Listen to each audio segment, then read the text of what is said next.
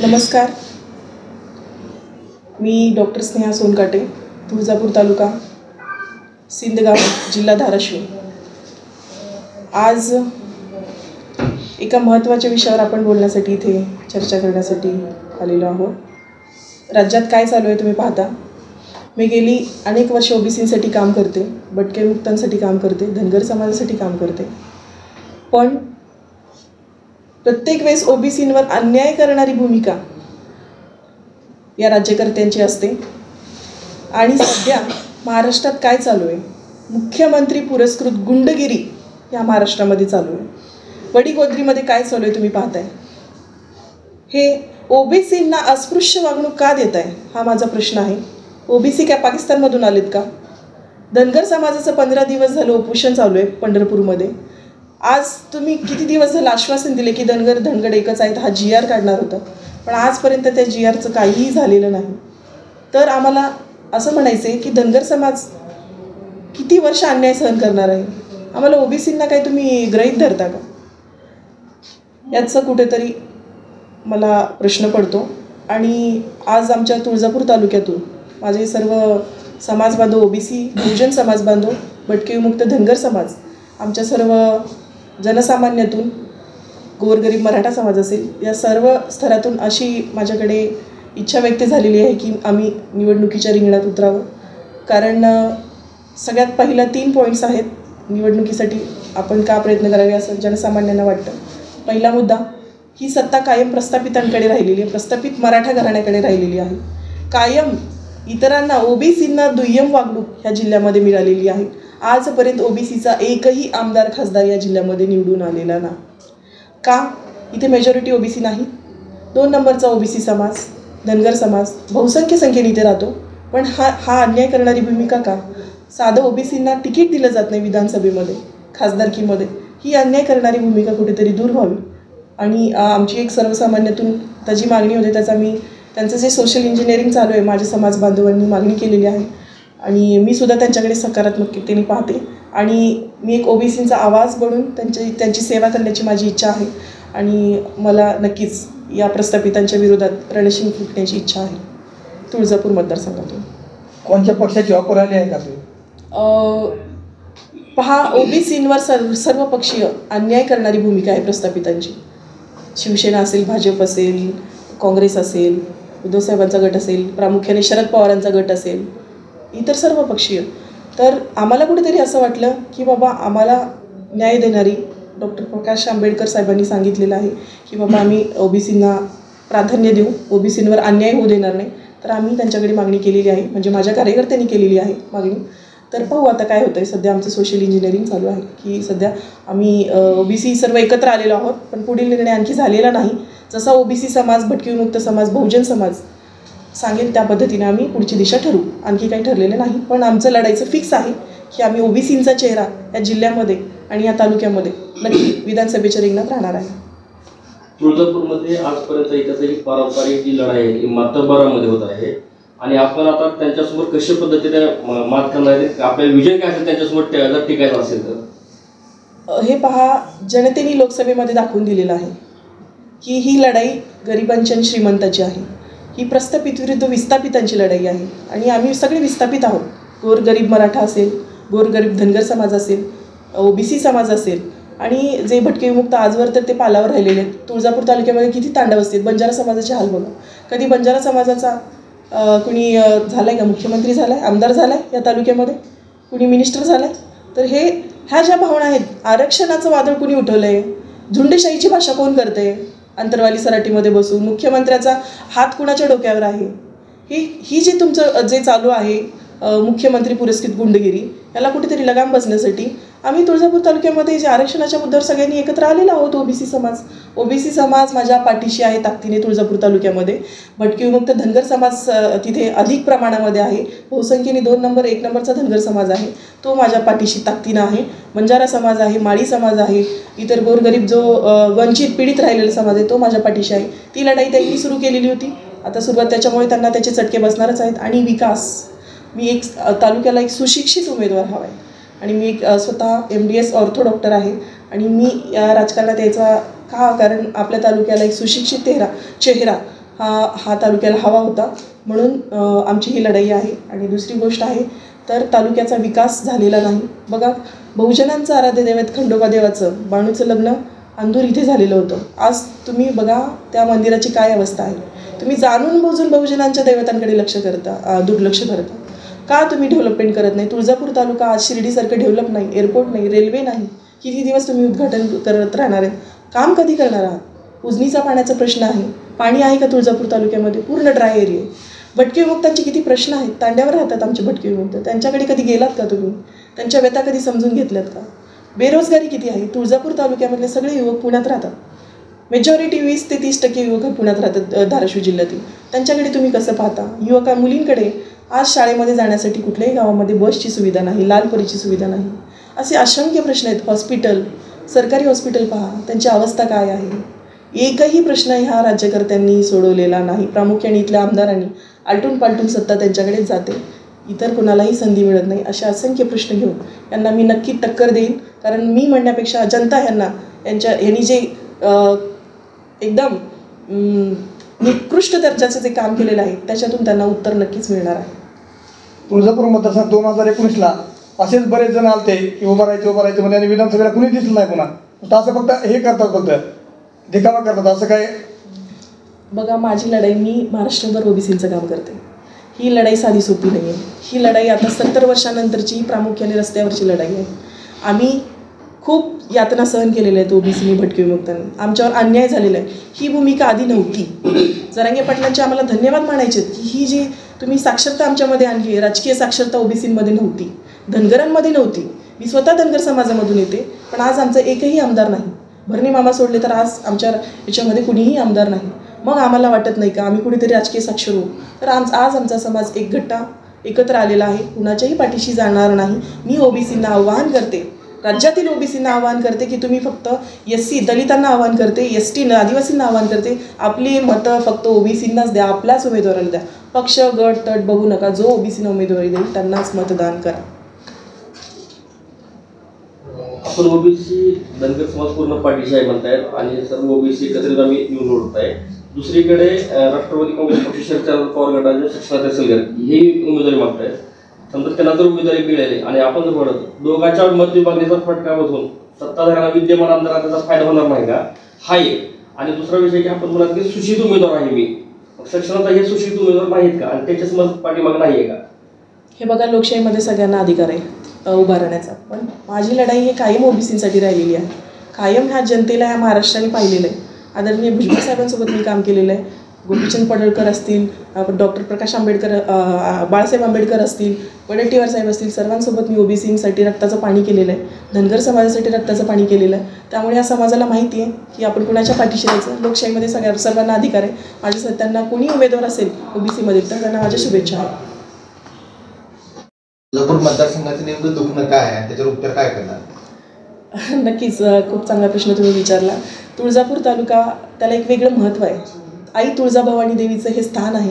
पण ह्या लोकांना आजपर्यंत हे कळालंच नाही की बाबा इथे बहुजन समाज राहतो. इथे सर्व जाती धर्माचे लोक राहतात. पण यांचे डेव्हलपमेंट काय? इथं बेरोजगारांचे प्रश्न काय? मेन उपचार हा इथे रोजगार नाही अजिबात. कसलंही इथे डेव्हलपमेंट झालेलं नाही.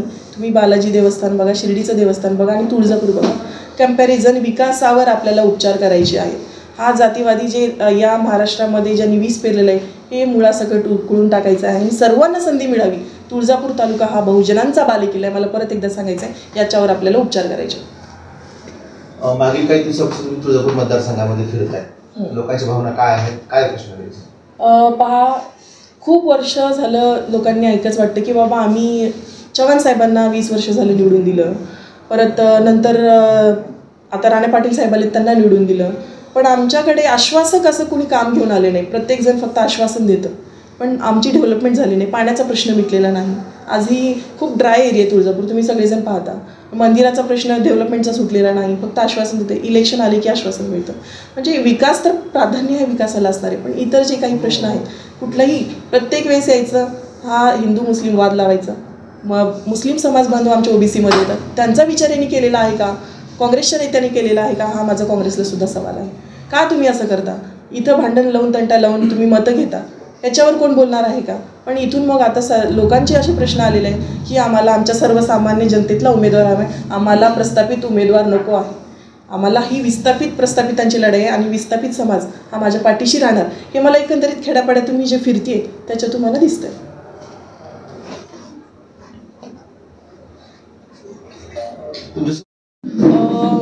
पहा, मला आव्हान असं कोणाचं वाटत नाही, कारण समोरच्यांचं काही ते पूर्ण घाबरून गेलेले आहेत. कारण बऱ्यापैकी हा समाज, सगळा विस्थापित समाज हा माझ्या पाठीशी आहे. त्यामुळे मी आव्हान कोणाला मागण्यात नाही. मी स्वतःची लढाई आता जिंकण्याच्या दृष्टिकोनातून एक पाऊल टाकलेलं आहे. आव्हान हे कोणीच नसणार आहे आणि असेल तर माझा सत्ताधारी जे आमदार आहेत तेच माझ्यासमोर आव्हान असणार आहे.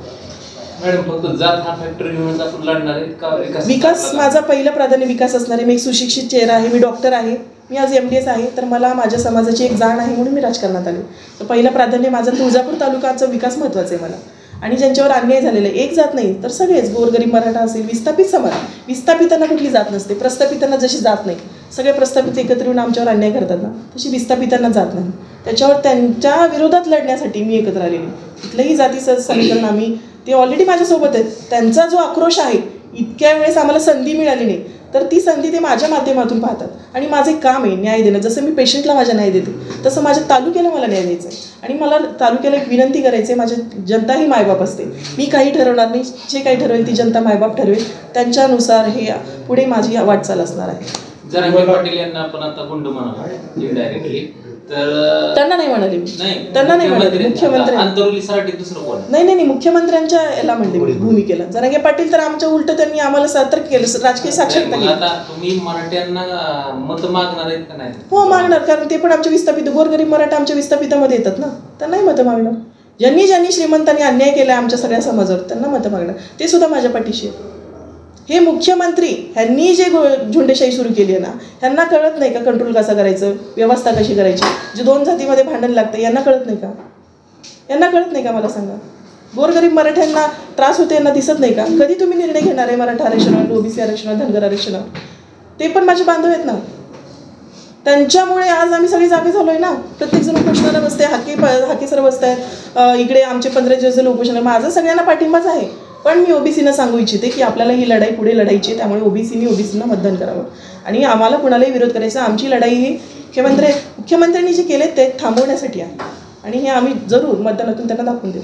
मुख्यमंत्र्यांनी घोषणा केली होती धनगर आणि धनगर आरक्षणाची, त्या संदर्भात मुख्यमंत्र्यांनी मागच्या रविवारी मी स्वतः बैठकीमध्ये होते आदरणीय CM साहेबांच्या. त्यांनी असं म्हणाले होते की बाबा आम्ही लवकरात लवकर GR काढू आणि त्यासाठी हे उपोषण आणखी लांबलेलं आहे. त्यांनी आश्वासन दिलं होतं की आम्ही 4 दिवसात GR काढू, धनगड आणि धनगर एकच आहेत हे GR काढू आणि जे आमचं जे खिल्लारी कुटुंब आहे 5 लोकांचं धनगरांचं सर्टिफिकेट आहे ती रद्द करायची मागणी आमची अनेक वर्षापासूनची आहे. गेली अनेक 70 वर्ष झाली उपोषण चालू ते एका मागणीसाठी.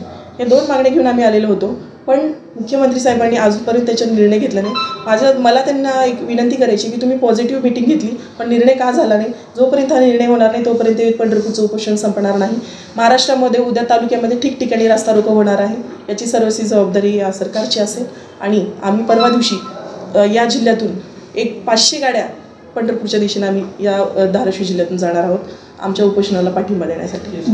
ST आरक्षणावर त्याचा पाठिंबा, ज्या आमदार खासदारांना पाठिंबा नाही त्यांच्या घरासमोर आंदोलन करणार होतो असं तुम्ही काल सांगितलं होतं. आज काय झालं? आज आम्ही गेलो होतो राणा पाटील साहेबांच्या तुळजापूरचे जे आमदार आहेत त्यांना आम्ही त्यांच्याकडून लेटर घेतलं. त्यांना फोनवर जाब विचारला की तुम्ही दुर्लक्ष का केलं, तर त्यांनी त्यांची भूमिका फोनवर मांडलेली आहे. परत खासदारांकडे पण गेलो पण तेही नव्हते, दोघंही नव्हते, मुंबईला होते. दोघांचंही लेटर घेतलेलं आहे पण त्या दोघांची पण भूमिका आम्हाला पटलेली नाही. त्यांनी मला सांगा आमच्याकडे, आम्ही धनगर समाज कोण आहे आमच्या उपोषणाला काय येत नाहीत? तुम्ही स्वतः सगळेजण सांगा. ही माझी भूमिका नाही, ही सामान्य जनतेची भूमिका आहे. 15 दिवस झाले ते धनगर बांधव उपाशी आहेत. हा 2 नंबरचा समाज आहे ना. तुम्हाला धनगरांची मतं नको आहेत का? तुम्ही का गेला नाहीत? धाराशिव जिल्ह्यातला एक लोकप्रतिनिधी दाखवा जो पंढरपूरच्या उपोषणाला किंवा लातूरच्या उपोषणस्थळी गेलेले आहेत. त्याच्यामुळे आम्ही त्यांचा जाहीर निषेध करतो. कुणीही आमदार खासदार असतील त्यांच्या पक्षाच्या ठिकाणी ते त्यांचे मोठे असतील. आज तुम्ही प्रत्येकाला वेगळी वागणूक देता हा त्यांच्यावर माझा स्पष्ट आरोप आहे. तुमच्या नेमका समाजाचे 2 उपोषण चालू आहेत, एक वडी बुद्रुक आणि एक पंढरपूर. तुमच्या कोणत्या भूमिकेसाठी तुमचा म्हणजे पाठिंबा आहे? तुमच्या कोणत्या माझ्या भूमिका? दोन्ही उपोषणाला पाठिंबा. आणि एक म्हणतात OBC मधून हा समाज नको, तुम्ही ST मधून मागता, म्हणजे नेमका काय म्हणजे भूमिका काय तुमची? कसं आहे, धनगर समाजाची मागणी आत्ताची नाही आहे. गेले आमचं ऑलरेडी ST मध्ये आरक्षण आहे, फक्त त्याची अंमलबजावणी करायची. ड झालेला आहे, फक्त अंमलबजावणी करायची. आम्ही ऑलरेडी आहे आणि हे सगळ्यांना माहिती आहे, CM साहेबांना माहिती आहे, कायम सगळ्यांना माहिती आहे. ती मागणी फार जुनी आहे, त्याच्यासाठी हा धनगर समाज लढा चालूच आहे. आता ती अंतिम टप्प्यात येऊन टिकलेली आहे. त्याच्यामुळे तो लढा हा पूर्वीपासूनचा आहे, तो नवीन लढा नाही आहे. आणि जो इकडे हाकेसरांचं उपोषण चालू आहे, ते उपोषण त्यांनी त्यांचा लढा पुकारलेला आहे. ते त्यांच्या पद्धतीने विस्थापितांची लढाई लढतात. त्यामुळे ते विस्थापितांची लढतात, बहुजन समाज सगळेच विस्थापितांची लढाई लढतात. आम्ही गोरगरीब मराठ्यांच्या विरोधात नाही. फक्त आमची जे आता मी नेहमी ते शब्द वापरू नये, पण आम्ही जे सरकारमधील मुख्यमंत्री आहेत त्यांनी जे चुकीच्या पद्धतीनं हँडल करायला, उपोषण हँडल करायला त्यांना सक्षम नाही, त्याच्यामुळे हे सगळा वाद निर्माण झालेला. तुमची शक्ती डिवाइड होत नाही का या दोन उपोषणामुळे? समाजाची शक्ती डिवाइड व्हायला असं वाटत नाही का तुम्हाला? OBC समाजामध्ये 400 जाती आहेत. 400 जाती आहेत. 400 जातींचं प्रतिनिधित्व कोणी करावं? तर ज्यांना नॉलेज आहे, हाकेसरांना नॉलेज आहे, त्यांनी केलं. आज कुणी येऊ द्या नॉलेज, कुठल्याही समाजामध्ये त्याला लोकशाहीने अधिकार आहे, मांडण्याचा अधिकार आहे. ते एकत्र आले तर लोक आपोआप त्यांच्या मागणीला एकत्र येतील, कारण त्यांची मागणी रास्त असल्याशिवाय लोक एवढे एकत्र येणार नाही. याला नेमकं विरोध मुख्यमंत्री करतात की उपमुख्यमंत्री फडणवीस? हे बघा, सरकारमध्ये सगळ्यांचं संगनमत असतंच आणि सरकारमध्ये प्रमुख कोण असतो? मुख्यमंत्री असतो. त्यामुळे आम्ही डायरेक्टली प्रश्न मुख्यमंत्र्यांनाच विचारू इच्छितो. तुळजापूर विधानसभेमध्ये सक्षम सगळ्यांना जर समजा राजकीय पक्षाची उमेदवारी मिळाली आणि आपल्याला जर एखाद्या राजकीय पक्षाची उमेदवारी नाही मिळाली तर आपण त्यांचा प्रचार करणार का? किंवा आपल्याला राजकीय पक्षाची उमेदवारी मिळाली आणि त्यांना नाही मिळाली तर ते तुमचा प्रचार करणार का? असं काही चर्चा झालेली का दोघं बी एकमेकांच्या विरोधात काम करणार आहे? नाही, आमची अजून काही चर्चा झाली नाही. जर तरला काही महत्त्व नसतं. जेव्हा होईल तेव्हा मी परत एकदा प्रेस कॉन्फरन्स घेईल. तुम्ही फक्त तुळजापूर म्हणता, पण तुळजापूर मतदारसंघामध्ये उस्मानाच्या 72 गावांचा समावेश आहे, त्याचं काय? 72 गावामध्ये माझा ऑलरेडी दौरा चालू आहे. बेंबळी सर्कल असेल, तेर असेल, काल आपलं बोललो होतो आपण कोंड मतदार सर्कल असेल, आम्ही इरला असेल, काल सारोळा. तिथे धनगर समाज प्रचंड बहुसंख्येने आहे, 1 नंबरला समाज आहे. माझे ऑलरेडी ते माझे लोक त्यांचं काम चालूच आहे. मी इकडे बघा तुम्ही किती धाराशिव तालुक्यामध्ये ह्या खासदारांनी काय काम केलेलं पहा. काहीच नाही आहे, अतिशय ड्राय एरिया आहे, रस्ते नाही आहेत जायला. मी फक्त आमदारावर आरोप नाही करत आहे, खासदारांकडून कुणीच काही नाही केलेलं आहे. हे राजकारण नाही आहे, मला राजकारण करायचं नाही, मी सुशिक्षित आहे, मला राजकारणाची काही आवश्यकता नाही आहे. आरक्षण किंवा हे जे काय बसलेले आहेत, कारण तुम्ही विकासच केलेला नाही आहे, शिक्षणच दिलं नाही आहे, आम्हाला प्रायोरिटीज दिली नाही आहे. तुम्ही गोरगरिबांना, सगळ्या समाजाच्या गोरगरिबांना प्रायोरिटी दिलेली नाही आहे. याला सर्वस्वी जबाबदार हे राज्यकर्ते आहेत आणि याच्यामुळे हे वाद पेटलेला आहे. आणि तुम्ही विकास काहीच केला नाही. विकास केला असता तर आज आम्ही पण चांगले क्लिनिकमध्ये बसून प्रॅक्टिस केलं असतं, राजकारणात आलो नसतो. मॅडम, तुम्ही म्हणलात की मागणी रास्त असल्याशिवाय लोक पाठीमागे येत नाहीत. मनोज जरांगे पाटलांच्या पाठीमागं प्रचंड मोठा समाज, आता मराठा समाज त्यांच्या पाठीमागे आहे. मग ते OBCतून आरक्षण मागतात, मग त्यांची मागणी रास्त आहे का, असं काय वाटतंय तुम्हाला? त्यांची मागणी रास्त आहे ना? त्यांनी मागतायत, त्यांच्या बेसिसवर सरकारने विचार करावा की कुठल्या कायद्यामध्ये बसणारा, जर ते कुणबी सर्टिफिकेट कायद्याने त्यांना असतील तर द्यावं, जर त्याच्यामध्ये त्यांच्या नोंदी सापडत असतील तर माझी स्पष्ट मागणी आहे की त्यांनी द्यावं. मागणी रास्त वाटते का त्यांची? हे बघा कसं असतं, काय असतं, प्रत्येकाची मागणी रास्तच असते, पण सरकारने ठरवायचं असतं कायद्याला धरून. आज धनगरांचं कायद्याला धरून बसत असेल तर द्यावं आरक्षण, ST आरक्षण. मग इतर समाजाचं, कुणबीचं असेल, मराठ्यांचं असेल, OBCचं असेल, जे कायद्याला धरून चौकटीमध्ये बसतं, संविधानापेक्षा मोठा कोणी नाही, मुख्यमंत्रीसुद्धा संविधानापेक्षा मोठे नाहीत. जे संविधानामध्ये बसतं त्यांनी ते द्यावं. सगळ्यांना लोकशाही मार्गाने लढण्याचा अधिकार आहे. आम्ही कुणालाही विरोध करणार नाही, पण आमचा विरोध हा कायम प्रस्थापितांना असणार आहे.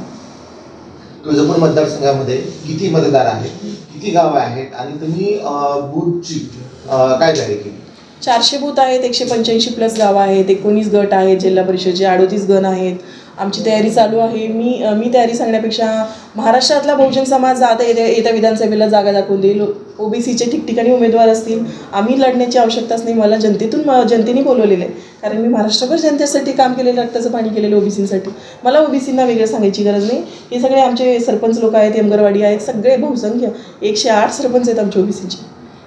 ते सगळे कामाला लागलेले आहेत. बघा आता निवडणुकीत काय होतं, डॉक्टर स्नेहा काय चमत्कार करतील बघा. मॅडम, जरांगे पाटील यांचं बी राजकारणात होणं चालू आहे. जर समजा ते आले त्यांनी तुम्हाला ऑफर दिली त्यांच्याकडून लढा, तुमचा निर्णय? माझं जरांगे पाटलांचा एकदम त्यांनी तर इलेक्शनमध्ये यावं राजकीय, कारण आमच्या दोघांची जी भावना आहे ना ती सेमच आहे. आम्हाला प्रस्थापित संपवायचे राजकारणातून, म्हणजे राजकीयदृष्ट्या राजकारणातून त्यांना आमदार खासदार आम्हाला पुढे बघायचं नाही आहे. त्यांनी गोरगरिबांना तिकीट द्यावं, मी गोरगरिबातून येते, गरिबीतून येतं आम्ही ओबीसी समाज, त्याच्या विरोधात लढाई केली तर निश्चित जे लढून येईल त्याला आमचा पाठिंबा असेल आणि जनतेला पण तेच हवं आहे. हे प्रस्थापित आम्हाला नको आहे. मी तर म्हणते जरांगे पाटलांनी 288 उमेदवार उभा करावेच. नाही त्यांनी तुम्हालाच उमेदवारीची ऑफर दिली तर नाही काय असं होतं, जर तरला विषय नाही दिला तर आम्ही विचार करू, पण तसं होणार नाही कारण आमची भूमिका ही ओबीसीच्या बाजूने आहे आणि ओबीसी समाज जे सांगेल त्या बाजूने मी एकटी निर्णय घेऊ शकतो. ओबीसी मध्येच आहेत ना. नाही अजून कुठे नाही ना निर्णय झाला. 5,00,000 नोंदी सापडल्या म्हणजे 10,000 नाही, कसं असतं का जर तरला नाही असतं. जर तर नाही आता आलायच ऑलरेडी 55,00,000 नोंदी सापडल्या, किमान 3 जरी धरलं 1.5 कोटी समाज आता त्या ओबीसी मध्ये येणार. उद्या स्वतः जरांगे पाटील त्यात आले मग ते परत उपोषणाला का बसले?